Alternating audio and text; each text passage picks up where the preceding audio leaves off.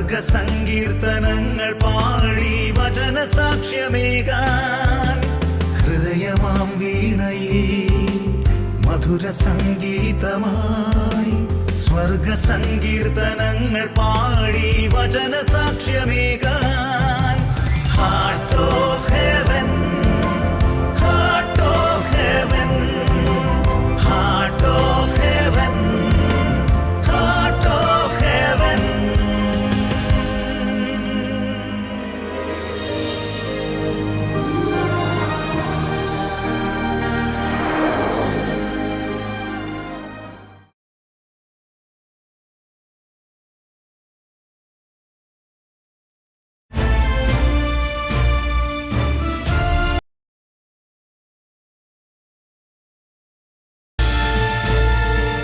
നമസ്കാരം. ഗുഡ്നസ് ടിവിയുടെ എല്ലാ പ്രിയപ്പെട്ട പ്രേക്ഷകർക്കും ഹാർട്ട് ഓഫ് ഹെവൻ എന്ന ഈ പ്രോഗ്രാമിലേക്ക് ഹൃദയം നിറഞ്ഞ സ്വാഗതം. ദൈവത്തിന്റെ അനന്തമായ സ്നേഹവും കൃപയും സംരക്ഷണവും എന്നും നമ്മോടൊപ്പം ഉണ്ടാകട്ടെ എന്ന പ്രാർത്ഥനയോടുകൂടി ഹാർട്ട് ഓഫ് ഹെവന്റെ ഇന്നത്തെ എപ്പിസോഡ് നമുക്ക് ആരംഭിക്കാം. യേശയ്യാ പ്രവാചന പുസ്തകം 40:31. കർത്താവിൽ ആശ്രയിക്കുന്നവർ വീണ്ടും ശക്തി പ്രാപിക്കും.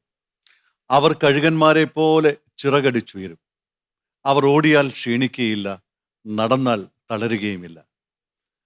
ദൈവത്തിൽ ആശ്രയിച്ച് നമ്മുടെ ഓരോരുത്തരുടെയും ജീവിതം അനുദിനം മുന്നോട്ട് പോകുവാൻ, കൂടുതലായി ദൈവത്തിൽ ആശ്രയിച്ച് നമ്മുടെ ജീവിതത്തെ ഉയർത്തുവാൻ നമുക്ക് സാധിക്കും. അതിനായി നാം ചെയ്യേണ്ടത് കർത്താവിൽ പരിപൂർണമായി ആശ്രയിക്കുക. നമ്മുടെ ബുദ്ധിയോ നമ്മുടെ ചിന്തകളോ നമ്മുടെ കഴിവുകളോ ഒന്നും അവിടെ പ്രാധാന്യമല്ല. എല്ലാം അവിടുത്തോട് ചേർത്ത് വെച്ച് നമ്മുടെ ജീവിത മേഖലകളിൽ നമ്മെ ദൈവം ഏൽപ്പിച്ചിരിക്കുന്ന ദൗത്യങ്ങളിൽ, ജോലികളിൽ ദൈവത്തിൽ പരിപൂർണമായി ആശ്രയിച്ച് ചെയ്യുമ്പോൾ അത് വലിയ അനുഗ്രഹമായി വിജയമാക്കി ദൈവം മാറ്റും. പരിപൂർണമായും നമ്മെ ദൈവത്തിന് സമർപ്പിച്ചുകൊണ്ട് മനോഹരമായൊരു ദൈവസ്തുതിയോടുകൂടി നമുക്ക് ഇന്നത്തെ എപ്പിസോഡ് ആരംഭിക്കാം അല്ലേ? Yes yes.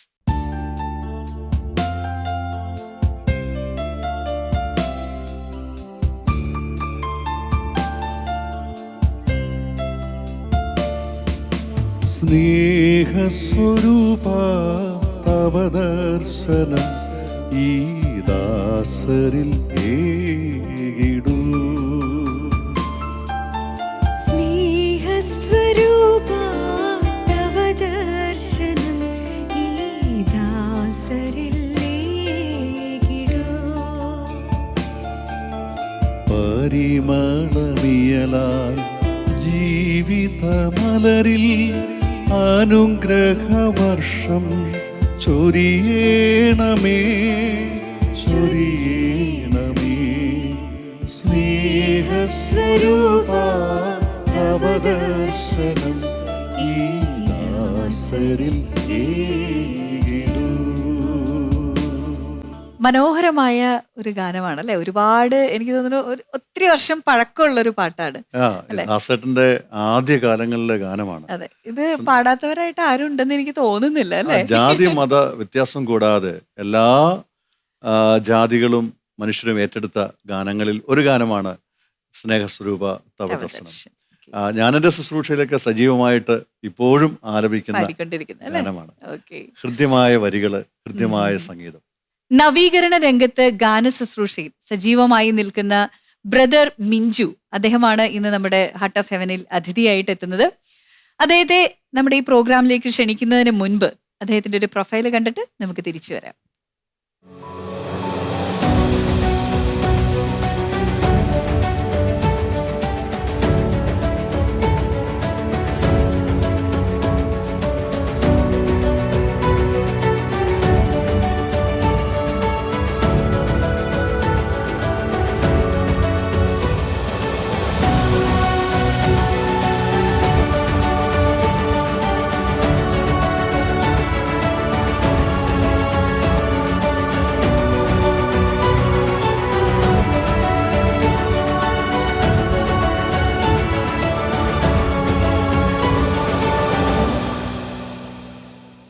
ഒത്തിരി സ്നേഹത്തോടു കൂടി ഹാർട്ട് ഓഫ് ഹെവനിലേക്ക് സ്വാഗതം ചെയ്യുന്നു ബ്രദർ മിഞ്ചു.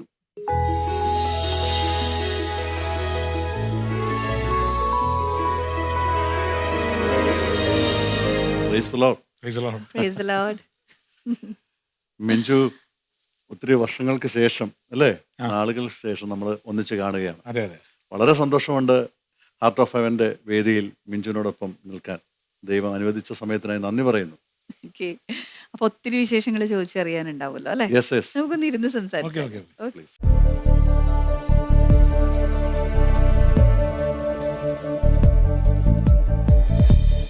അപ്പോ ഒരിക്കൽ കൂടി ഹാർട്ട് ഓഫ് ഹെവനിലേക്ക് നിറഞ്ഞ സ്വാഗതം. മിഞ്ചു, എന്നൊക്കെയുണ്ട് വിശേഷം? നല്ല വിശേഷം. ആവോ. നിങ്ങൾ ഏകദേശം ഒരേ സമയത്താണോ ഈ ഒരു ഗാന ശുശ്രൂഷയിലേക്ക് കടന്നു വരുന്നത്? ഞാൻ കുറച്ചുകൂടെ മുൻപെയാണ്, അതിനുശേഷമാണ് മിഞ്ചു വരുന്നത്. രാജുവാണ് സീനിയർ. അതെ അല്ലേ? എന്നാലും സൗഹൃദ ബന്ധത്തിന് സീനിയറിന്റെയോ ഒന്നുമില്ല, വളരെ ജൂനിയർ ബന്ധമൊന്നുമില്ല. ഒന്നുമില്ല. അതിനൊരു അങ്ങനെ ഒരു ഗ്യാപ്പില്ല അല്ല മിഞ്ചു? തീർച്ചയായിട്ടും. ശുശ്രൂഷയിൽ ഒന്നിച്ചു പോകാനും സഹകരിച്ച് ഗാനങ്ങൾ വരുമ്പോഴും അങ്ങോട്ടും ഇങ്ങോട്ടും എല്ലാം നല്ല ഒരു സിങ്കായിട്ട് പോകുന്ന ഒരു നല്ല ശക്തനായ ശുശ്രൂഷകനാണ് മിഞ്ചു. Praise the Lord. അതിനായി ദൈവത്തിന് നന്ദി പറയുന്നു. യെസ്. എങ്ങനെയാണ് ശരിക്കും പറഞ്ഞ ഈ ഒരു ഗാന ശുശ്രൂഷയിലൂടെ ദൈവത്തെ മഹത്വപ്പെടുത്താനായിട്ട് തീരുമാനിച്ചൊരു? ഏകദേശം ഞാനൊരു +2 കഴിയുമ്പോഴാണ് ഈ ഇതിലേക്ക് വരുന്നത്. എനിക്ക് തോന്നുന്നു ആദ്യകാലങ്ങളിൽ ഒരു CMA അച്ഛൻ, ഒരു ജോസഫ് പൂണേലി അച്ഛൻ. അപ്പം അച്ഛൻ സാധാരണ ഈ ഈവനിങ് ധ്യാനങ്ങൾ മാത്രം, പ്രത്യേകിച്ച് ആ എറണാകുളം ഏരിയയിൽ മാത്രം. അപ്പം അങ്ങനെ അച്ഛൻ്റെ കൂടെ പോകാനായിട്ട് എനിക്കൊരു എളുപ്പമാണ്. അപ്പം അങ്ങനെ ആദ്യകാലങ്ങൾ അച്ഛൻ്റെ കൂടെയാണ് ചെറുതായിട്ട് ചെറിയ ചെറിയ ഇടവക ധ്യാനങ്ങളൊക്കെ തന്നെ ചെയ്തു തുടങ്ങിയത്. പിന്നീടാണ് ഈ ഡിവൈൻ ധ്യാന കേന്ദ്രവുമായി ബന്ധപ്പെടുന്നതും ഇവിടെയുള്ള ഔട്ട്റീച്ച് മിനിസ്ട്രിയിലാണ് പ്രധാനമായിട്ടും ചെയ്ത്. എനിക്ക് തോന്നുന്നു പയ്യപ്പള്ളി അച്ഛനുമായിട്ടാണ് ഏറ്റവും കൂടുതൽ ശുശ്രൂഷ മിഞ്ചു ചെയ്തിട്ടുള്ളത്.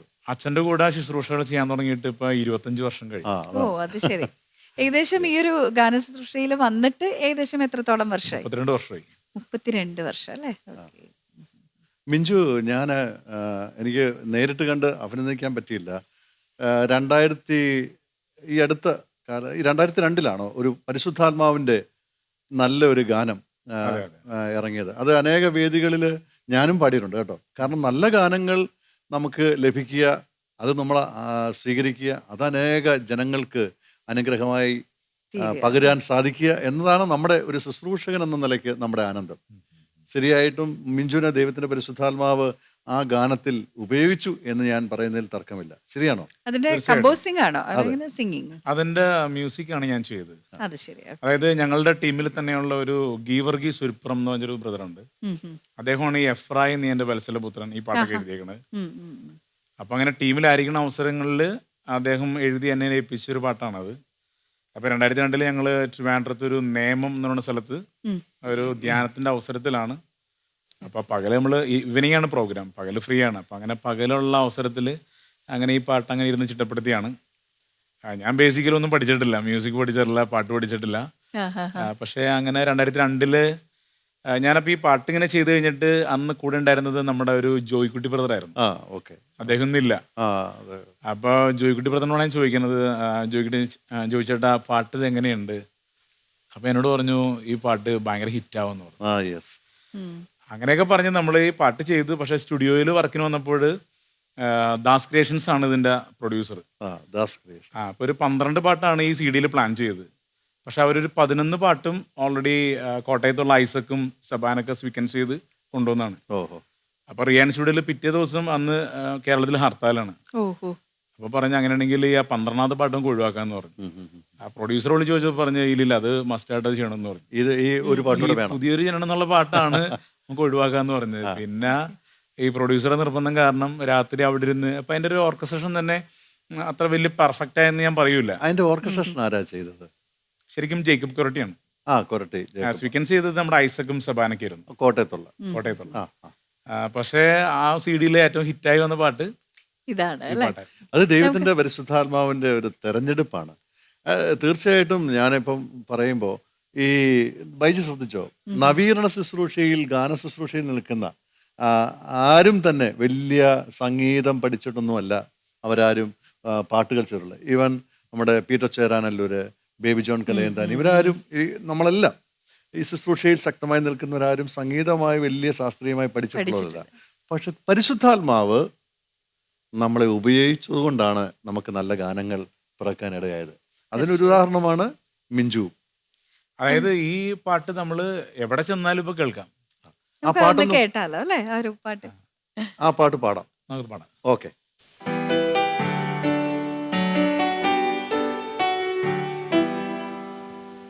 പുതിയൊരു ജനനം നൽകും പരിശുദ്ധാത്മാവേ, പുതിയൊരു ശക്തിയിലുണരാ കൃപ നീ ചൊരിയണമേ. പുതിയൊരു ജനനം നൽകും പരിശുദ്ധാത്മാവേ, പുതിയൊരു ശക്തിയിലുണരാ കൃപ നീ ചൊരിയണമേ. പരിശുദ്ധാത്മാവേ എന്നിൽ നിറയണമേ, നിറഞ്ഞു കവിയണമേ, കവിഞ്ഞൊഴുകണമേ. പരിശുദ്ധാത്മാവേ എന്നിൽ നിറയണമേ, നിറഞ്ഞു കവിയണമേ, കവിഞ്ഞൊഴുകണമേ. വളരെ മനോഹരം, വളരെ മനോഹരം.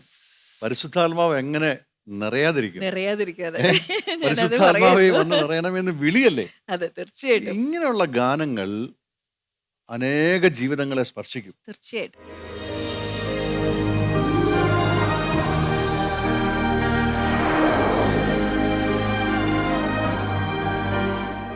ഏകദേശം എത്ര പാട്ടുകൾ കമ്പോസ് ചെയ്തിട്ടുണ്ട് ഓർക്കുന്നു? ഏകദേശം ഒരു 150ഓളം പാട്ട് ചെയ്തിട്ടുണ്ട്. 150 അല്ലേ? ഓക്കെ. അതിൽ ഞാൻ കൂടുതലും ചെയ്തേക്കുന്നതെല്ലാം ഈ ധ്യാനവുമായി ബന്ധപ്പെട്ടാണ് കൂടുതലും പാട്ടുകൾ ചെയ്തേക്കുന്നത്. Okay okay. സാധാരണ ഇങ്ങനെ പള്ളി കൊയറുകളിലേക്കൊന്നും അങ്ങനെ അധികം പാട്ടുകളൊന്നും ഇപ്പൊ ഈ നാളുകളിലേക്കാണ് അങ്ങനെ വല്ലതൊക്കെ ചെയ്തു തുടങ്ങിയത്. നേരത്തെ എല്ലാം ഒരു ധ്യാനത്തിന് വേണ്ടി മാത്രം ചെയ്യുന്ന പാട്ടുകളായിരുന്നു. ഇപ്പൊ നേരത്തെ ഈ ആരാധനയ്ക്കൊക്കെ പാടുന്നൊരു പാട്ടുണ്ട്, ആരാധനയുടെ സമയമിതാ സ്വർഗീയ വൃന്ദം മണിനിരന്നു. പിന്നെ അതേപോലെ ആത്മാവിനെ തരുദേവാ ആത്മാവിനെ നേടാ. ഇങ്ങനെ ധ്യാനവുമായി ബന്ധപ്പെട്ടാണ് കൂടുതലും പാട്ടുകൾ ചെയ്തിട്ടുള്ളത്. ഒരു കമ്പോസ് ചെയ്യുന്ന സമയത്ത് ഇങ്ങനെ പ്രാർത്ഥിച്ച് ഇരുന്ന് എങ്ങനെയായിരുന്നു ആ ഒരു സ്റ്റൈൽ? എങ്ങനെയാണ്? എല്ലാ ദിവസവും തന്നെ നമുക്ക് ധ്യാനമാണ്, പ്രാർത്ഥനയാണല്ലോ. പ്രാർത്ഥനയാണ്. പിന്നെ കൂടാതെ ഇങ്ങനെ ഒരു മൊത്തത്തിലൊരു വർക്കൊക്കെ വരുമ്പോൾ നമ്മൾ എവിടെയെങ്കിലും ഒരു 5 ദിവസം ധ്യാനിക്കാൻ വേണ്ടി പോകും. പോയിട്ട് വന്നിടയ്ക്ക് ആയിരിക്കും പലതും ചെയ്യണത്. പിന്നെ ചെയ്യണ സമയത്തും ഇപ്പൊ ചില പാട്ടുകൾ നമ്മൾ രാഗങ്ങളുള്ള പാട്ടുകളൊക്കെ നമ്മൾ ചെയ്യാറുണ്ട്. അപ്പൊ ബേസിക്കലി നമുക്ക് ഒന്നും അറിയില്ല. അപ്പൊ ഒരു 1997 ചെയ്തൊരു പാട്ടാണ് ഒരു പരിശുദ്ധ അമ്മേ മാതാവേ സഹരക്ഷകയാം കന്യകയേ പാപക്കറകൾ ദൂരയകറ്റാൻ ജീവിതം ദൈവത്തിന് ഏകിയൊരമ്മേ. സ്റ്റുഡിയോയിൽ ചെന്നപ്പോഴാണ് ഇത് രേവതി രാഗമാണ് എന്നൊക്കെ നമുക്ക് മനസ്സിലാവുന്നത് അല്ലേ? അല്ല, അവര് പറഞ്ഞു തന്നപ്പോഴാണ് നമുക്ക് അറിയാവുന്നത്. ഇത് ഏത് രാഗമാണെന്ന് നമുക്കറിയത്തില്ല. നമുക്കറിയില്ല. ഈ നല്ല മ്യൂസിഷ്യന്റെ അടുത്ത് ചെല്ലുമ്പോഴാണ് ഇത് രേവതിയാണ് അല്ലെങ്കിൽ ഇത് കല്യാണിയാണ് എന്നൊക്കെ തിരിച്ചറിയുന്നത്. ഇപ്പൊ നമ്മള് നേരത്തെ ഒരു പാട്ട് പറഞ്ഞില്ല, ഒരു ആരാധനയുടെ സമയം ഇതാ. അതിന്റെ കോറസ് ചെയ്തപ്പോ നമ്മള് ആരാധന ആരാധന യേശുവേ ആരാധന, നോർമൽ മെലഡിയിൽ നിന്ന് നമ്മൾ ചാരികേശി രാഗത്തിലേക്ക് പോയി. ജയത്തിലേക്ക് പോവാണ്. അങ്ങനെ പോയി കഴിഞ്ഞപ്പോൾ അതിന്റെ സ്റ്റാൻസ പിന്നെ ചെയ്യണമെങ്കിൽ ആ രാഗത്തിലേ പറ്റുള്ളൂ. അതെ. അപ്പൊ അതുകൊണ്ട് നമുക്കാണെങ്കിൽ രാഗം എന്ന് പറയാനും പാടില്ല. അറിയാനും പാടില്ല. ആ പോർഷൻ മാത്രം എനിക്ക് കൊണ്ട് ഒരു 10-25 ട്യൂൺ ചെയ്തിട്ടാണ് നമ്മളൊരു ക്ലൈമാക്സിൽ ചാരികേശി ആവുന്നവരെ അല്ലേ? ഓക്കെ. എന്നിട്ട് പിന്നെ തുടങ്ങുന്നത് അധ്വാന ഭാരം തളർത്തിടും നേരം. ആ രാഗത്തിൽ തന്നെ ചെയ്യേണ്ടി വന്നു.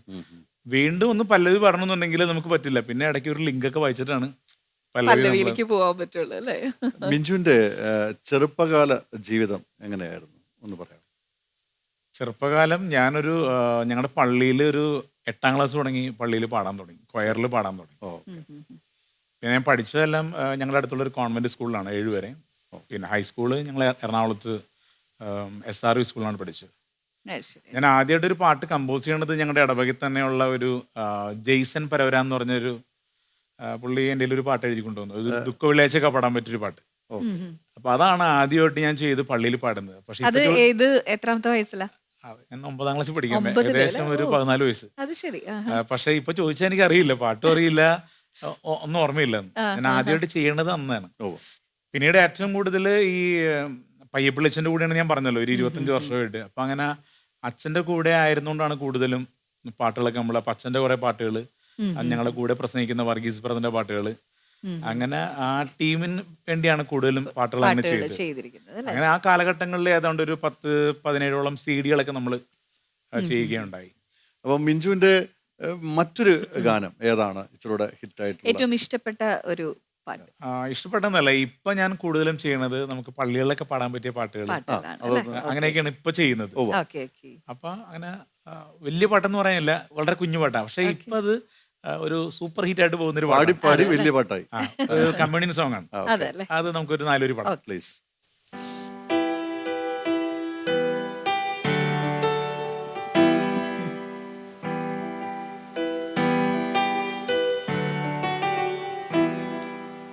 ദിവ്യകാരുണ്യമേ സ്നേഹവാത്സല്യമേ വന്നിടൂ എന്നിലും, ദിവ്യകൂദാശയേ കരുണയുള്ളവൻ നീ, സ്നേഹമേകിടണേ, ഇടറി വീണ എന്നെ നീ താങ്ങി നിർത്തിടണേ. ദിവ്യകാരുണ്യമേ സ്നേഹവാത്സല്യമേ വന്നിടൂ എന്നിലും, ദിവ്യകൂദാശയേ നാവിലലിയും നാഥനെ ഞാൻ പാടി വാഴ്ത്തിയിടാ, നാവിലലിയും നാഥനെ ഞാൻ പാടി വാഴ്ത്തിയിടാ, നാവിലലിയും നാഥനെ ഞാൻ പാടി വാഴ്ത്തിയിടാ, നാവിലലിയും നാഥനെ ഞാൻ പാടി വാഴ്ത്തിയിടാ. നാവിലലിയും നാഥനെ ഞാൻ പാടി വാഴ്ത്തിയിടാ. ഇത് റിപ്പിറ്റേഷൻ കേൾക്കുമ്പോ തന്നെ ഒരു വലിയ ശക്തി, ദൈവിക സാന്നിധ്യം നിറയുന്നതാണ്. ഈ പാട്ടിന്റെ വരികള് ദുബായിലുള്ള ഒരു സോളമൻ ഓസ്കാർ എന്ന് പറഞ്ഞ ഒരാളാണ്. അവര് ശരിക്കും താമസിക്കുന്നത് ട്രിവാൻഡ്രത്താണ്, അയാൾ വർക്ക് ചെയ്യണത് ദുബായിലാണ്. അപ്പൊ അവരുടെ ഇത് രണ്ടാമത്തെ പാട്ടാണ്. ആദ്യം ഒരു പാട്ട് എനിക്ക് അയച്ചുകൊണ്ട് പറഞ്ഞു, ജസ്റ്റ് വെറുതെ ഒന്ന് പാടി ഒന്ന് തന്നാൽ മതി. ഞാൻ പാട്ട് ചെയ്ത് കഴിഞ്ഞപ്പോൾ അവർ പറഞ്ഞു, നമുക്കിത് ആരെങ്കിലും കൊണ്ട് പാടിക്കാമെന്ന് പറഞ്ഞു. എന്നാലും ഒരു ചെറിയ ഒരു ലോ ബഡ്ജറ്റ് വർക്ക് മതി എന്ന് പറഞ്ഞു. അപ്പം ഞാൻ പറഞ്ഞു, അങ്ങനെ ലോ ബഡ്ജറ്റ് വർക്കിനെ നമുക്കൊരു പാട്ടുകാരനെയൊക്കെ നോക്കാം എന്നൊക്കെ പറഞ്ഞ് 2 ദിവസം കഴിഞ്ഞ് വിളിച്ചപ്പോൾ അവർ പറഞ്ഞു, ഞങ്ങളുടെ മനസ്സിലുള്ള ഗായകൻ കെസ്റ്ററാണെന്ന് പറഞ്ഞു. അപ്പം ഞാൻ പറഞ്ഞു, കെസ്റ്ററിനെ വെച്ചൊക്കെ പാടിക്കുമ്പോൾ നമുക്കൊരു നല്ലൊരു എമൗണ്ട് വരും, എന്നാലും കുഴപ്പമില്ല, നമുക്ക് ചെയ്യാമെന്ന് പറഞ്ഞു. അങ്ങനെ ഒരു ആദ്യത്തെ പാട്ട് ചെയ്തു, അതിന് നല്ല വ്യൂസൊക്കെ ആയി കഴിഞ്ഞപ്പോൾ അവർ പറഞ്ഞു, നമുക്ക് ഒരു പാട്ട് അടുത്ത് ചെയ്യാമെന്ന് പറഞ്ഞു. അങ്ങനെയാണ് ഈ ദിവ്യകാരുണ്യത്തിന്റെ ഈ പാട്ട് വരുന്നത്. അതൊക്കെ ഓരോ നിമിത്തമാണ് അല്ലേ? ഒരു പാട്ട് വന്ന് വീഴുക, പ്രത്യേകിച്ച് ഒരു മ്യൂസിക്, അതെല്ലാം ഇണങ്ങി ചേരുക എന്ന് പറയുന്ന ഒരു നിമിത്തമാണ്. ദൈവം അത് ഒരുക്കി വെച്ചിട്ടുണ്ട്. അതെ അതെ, അതാ എൻ്റെ സത്യങ്ങൾ. ഒത്തിരി പാട്ടുകൾ നമ്മൾ ചെയ്തിട്ടുണ്ട്, പക്ഷെ എല്ലാ പാട്ടുകളും ഹിറ്റ് ആയിട്ടില്ല. ചില പാട്ടുകൾ പരിശുദ്ധാത്മാവ് അതിനെ അങ്ങനെ അങ്ങ് അഭിഷേകം ചെയ്തെടുക്കുക. ഓക്കെ, ഫാമിലിയെ കുറിച്ചിട്ട് ഒന്ന് പറയാം. ഫാമിലി വീട്ടില് അമ്മയുണ്ട്, അപ്പച്ചനൊരു 14 വർഷം മുമ്പ് മരിച്ചുപോയി. പിന്നെ എനിക്ക് 2 അനിയത്തിമാരുണ്ട്, അവരുടെ കല്യാണമൊക്കെ കഴിഞ്ഞു, അവർക്ക് 3 മക്കളും ഇതൊക്കെ ഉണ്ട്. അവരെന്റെ വീടുമായിട്ട് ഒരു 500 മീറ്റർ അകലെ തന്നെ അവരും താമസിക്കണം, ഒരിടവകയിൽ തന്നെയാണ്. പിന്നെ എനിക്ക് ഭാര്യയുണ്ട്, 3 ആൺപിള്ളേരാണ്. മൂത്ത ആള് +2, രണ്ടാമത്തെ ആള് ഈ വർഷം 10ാം ക്ലാസ് കഴിഞ്ഞു. ഇപ്പൊ കഴിഞ്ഞ ആഴ്ച സെമിനാരിൽ പോയി. അത് ശരി. ഓ, പിന്നെ ഏറ്റവും ആള് ഈ വർഷം 10ാം ക്ലാസ്സിലേക്ക് കയറിയാണ്. അങ്ങനെ 3 ആൺപിള്ളേര്. അവർ 5 വർഷം കർണാടിക് പഠിച്ചാണ്. അവർ 3 പേരും പാടും, 2 പേര് പള്ളിയിൽ കീബോർഡ് വായിക്കും. അത് ശരി. അപ്പൊ ഒരു സംഗീത കുടുംബം തന്നെയായി അല്ലേ? അങ്ങനെയും പറയാം.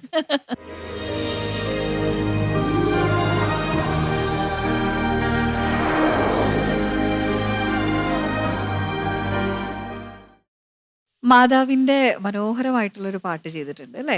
അമ്മേ അഴകുള്ള അമ്മേ. അത് ഈ നാളുകളിൽ ചെയ്താണ്. നമുക്ക് വേണ്ടി, നമ്മുടെ പ്രേക്ഷകർക്ക് വേണ്ടി ഒന്ന് പാടാവോ? തീർച്ചയായിട്ടും. അതിന്റെ മലയാളം പോർഷൻ ഇറങ്ങി, കെസ്റ്ററാണ് പാടിയേക്കണത്. അതിന്റെ തന്നെ ഒരു തമിഴ് വേർഷൻ വരുന്നുണ്ട്. അപ്പൊ അത് അതിന്റെ കോറസ് പോർഷനൊക്കെ എടുത്തു കഴിഞ്ഞു. ഇനി അത് പാടിക്കണം, അത്രേ ഉള്ളൂ. തമിഴിൽ ആരാ പാടുന്നത്? മിഥില മൈക്കിളായിരിക്കും പാടുന്നത്. മിഥില അല്ലേ? ഓക്കെ.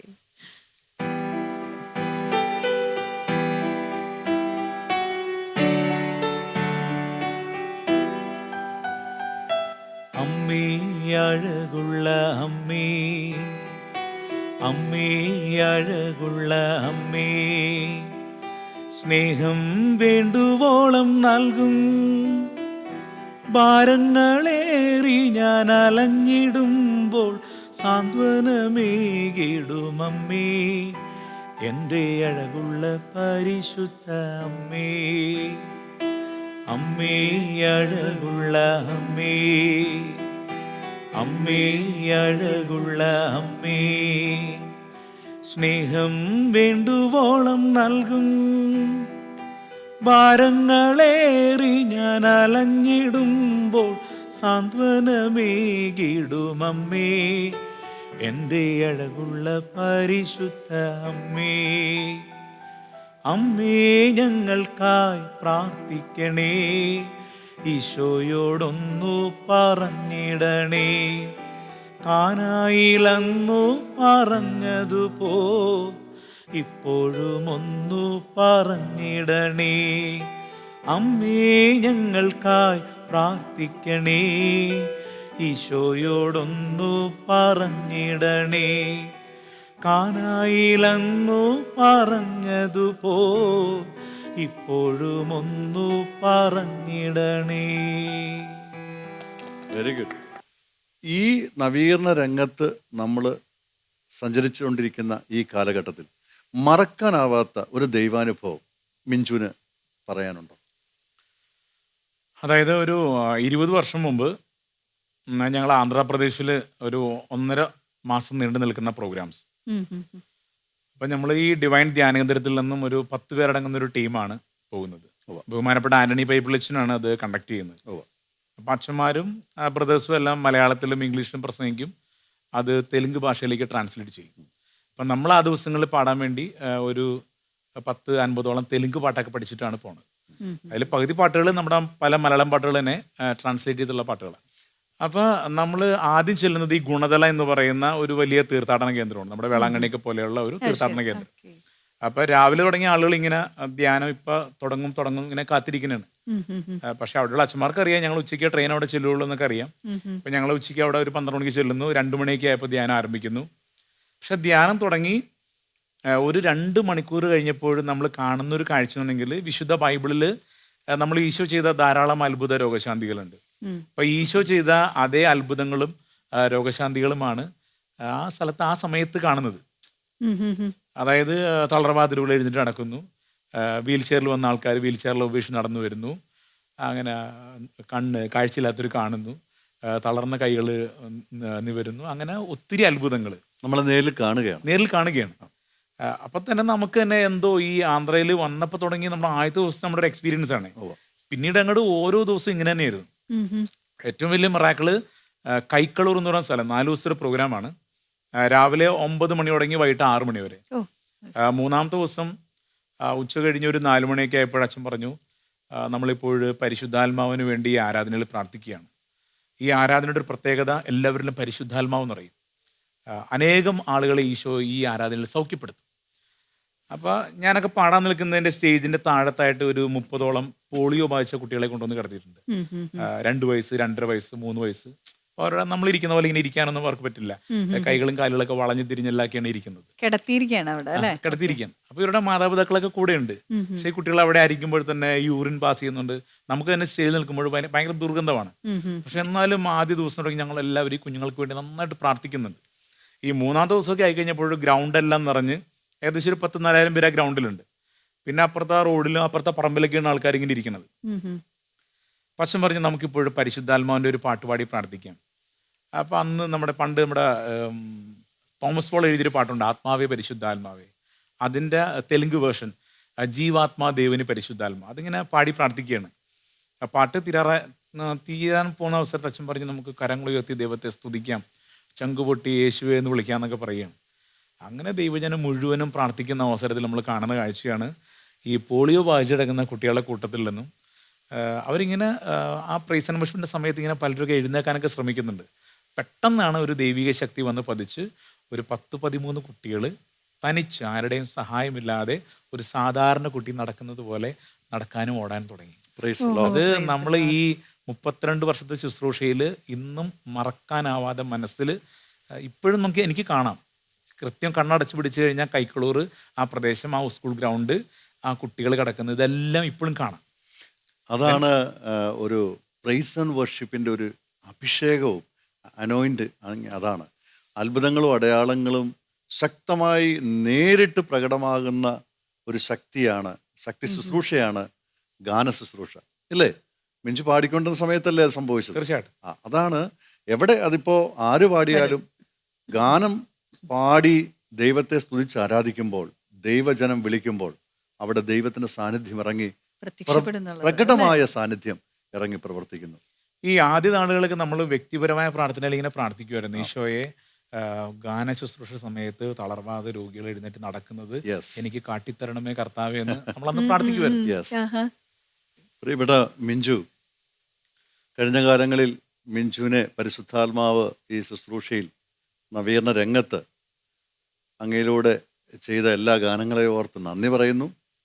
തുടർന്നും ഇനിയും ആത്മീയ രംഗത്ത് അങ്ങയുടെ മുന്നോട്ടുള്ള പ്രയാണത്തിൽ സർവശക്തനായ ദൈവം ഇനിയും കൂടുതൽ കൂടുതൽ നല്ല നല്ല ഗാനങ്ങൾ, നല്ല ശുശ്രൂഷകൾ, അത്ഭുതങ്ങളും അടയാളങ്ങളും സംഭവിക്കുന്ന ശുശ്രൂഷകൾ അങ്ങയിലൂടെ ഇനിയും ഉടലെടുക്കട്ടെ എന്ന് പ്രാർത്ഥിക്കുന്നു.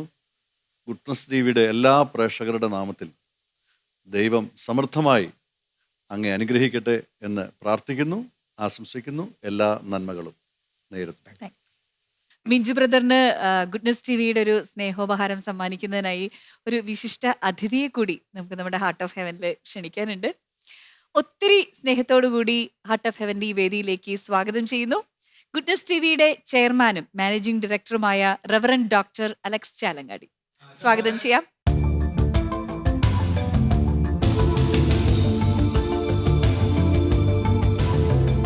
അച്ഛാ, നമ്മുടെ ഹാർട്ട് ഓഫ് ഹെവന്റെ ഇന്നത്തെ അതിഥി ഏകദേശം ഒരു 32 വർഷക്കാലം ഗാന ശുശ്രൂഷ ചെയ്ത് ദൈവത്തെ മഹത്വപ്പെടുത്തുമായിരുന്നു. എന്താണ് മിഞ്ചുവിനെ കുറിച്ചിട്ട് 2 വാക്ക്?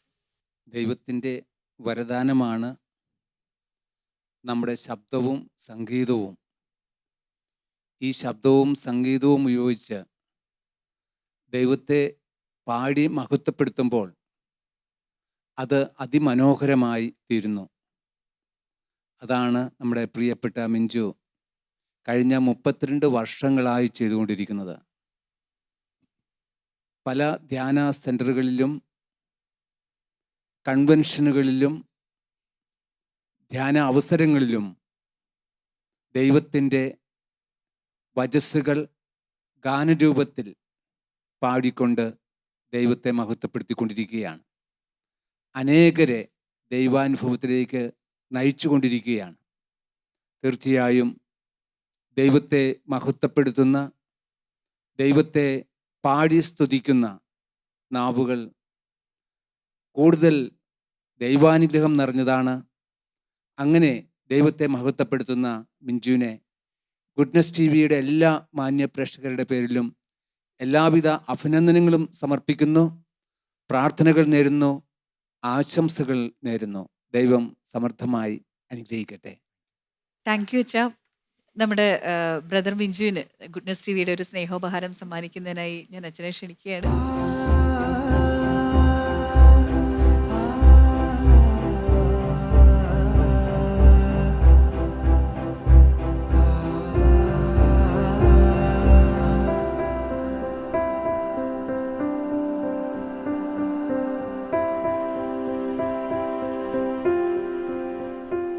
ദൈവവചനം അനുസരിച്ച് ജീവിച്ച്, ദൈവ വാഗ്ദാനങ്ങളിൽ വിശ്വസിച്ച്, ദൈവസ്നേഹത്തിൽ നമുക്ക് മുന്നോട്ട് പോകാം. ഇന്നത്തെ ഹാർട്ട് ഓഫ് ഹെവൻ ഇവിടെ അവസാനിക്കുന്നു. അടുത്ത ആഴ്ച ഇതേ ദിവസം ഇതേ സമയം നമുക്ക് വീണ്ടും കണ്ടുമുട്ടാം. അതുവരേക്കും നന്ദി, നമസ്കാരം.